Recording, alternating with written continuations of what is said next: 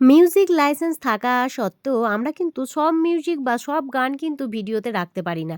আর সেই কারণে আমার এই ওভার ভয়েসটা দেওয়ার। রাস্তাটা দেখে তোমরা বুঝতেই পারছো নিয়ে যাচ্ছি একটা দুর্দান্ত জায়গায়। ভিডিওটা শেষ পর্যন্ত দেখতে থাকো। চলে গেছিলাম দার্জিলিংয়ের সব থেকে সুন্দর একটা অফবিট প্লেস বিজন বাড়ি। আর এখানে যা যা দেখলাম সত্যিই মন ভরে গেল। রঙ্গিত নদী, পাহাড়ের কোলে নদী বয়ে চলেছে। আর একটু বৃষ্টি হলে এখানেই মনে হয় স্নান করতে বেশি ভালো লাগতো। তোমরা আসলে এটাও করে দেখতে পারো, কিন্তু আমরা সেটা করিনি।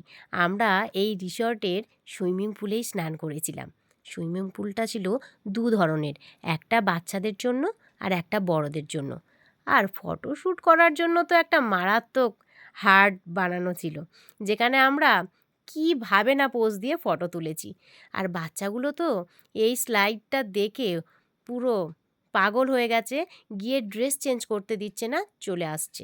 তোমরা যদি দার্জিলিংয়ের অফবিট প্লেস ঘুরতে চাও তাহলে অবশ্যই একবার আমার কথা শুনে বিজন বাড়ি রিভার রিসর্ট, টি রিভার রিসর্টে ঘুরে যেও। আর এই যে পিছনে দেখতে পাচ্ছ, সবাই কিন্তু স্নান করতে ব্যস্ত। আর আমরাও স্নান করে খেতে বসে গেছি। খাবার তো পরে, খাবারগুলো দিয়েছে কিসে, পুরো কাঁসার থালা, কাঁসার সুন্দর বাটিতে গুছিয়ে দিয়েছে। ডাল, সবজি, পাঁপড় ভাজা, আচার, চিকেন। খাওয়া দাওয়া শেষ করে একটা জায়গায় পৌঁছে গেছি। এই জায়গাটা তখন দেখার সুযোগ পাইনি। এখন এসে দেখছি, ও মাই গড, এখানে তো আবার কটেজও আছে, নাইট স্টেও করা যায়। আমাদের যেহেতু নাইট স্টে করার কোনো ইচ্ছে ছিল না, কাছাকাছিই আমার কোয়ার্টার, তাই আমরাই তোমাদের জন্য এটাও দেখিয়ে দিলাম। পুরো উডেন কটেজ, এগুলো কাঠ দিয়ে বানানো। এখানে থাকলে কিন্তু সত্যিই খুব মজা পাবে।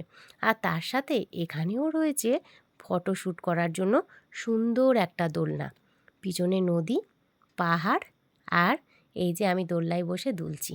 ব্যাপারটা কি সুন্দর না? তোমরাও কিন্তু এই আনন্দ উপভোগ করতে পারো। আজকের ব্লগটা কেমন লাগলো অবশ্যই জানিও।